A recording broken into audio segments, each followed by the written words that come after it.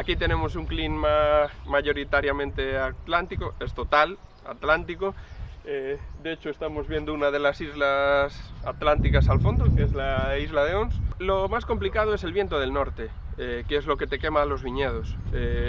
Aquí estamos básicamente protegidos del viento del norte, pero a estar en lo alto de este pequeño cumio, que es lo que conforma esta zona, al final, aunque estás un poco protegido, también te afecta, ¿no?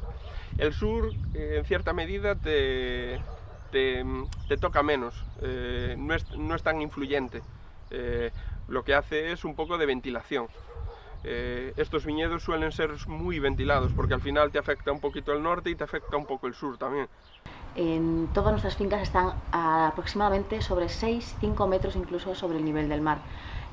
Sorprende mucho que nuestros vinos tengan esa frescura estando a esa altitud, cuando realmente en otras zonas la gente se suele ir hacia niveles más altos para conseguir precisamente esa maduración lenta y por consiguiente esa frescura en los vinos, buscando después lo que son elaboraciones para mayor longevidad en los vinos y que los vinos tengan esa sensación siempre fresca, esa sensación punzante. O clima, o que nos aporta aquí son moitas dificultades.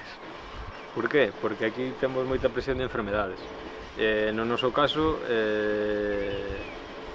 o clima aporta presión en mildio e oidio pola humedad que hai aquí. Porque aquí, para nós en concreto, porque estamos en ecológico.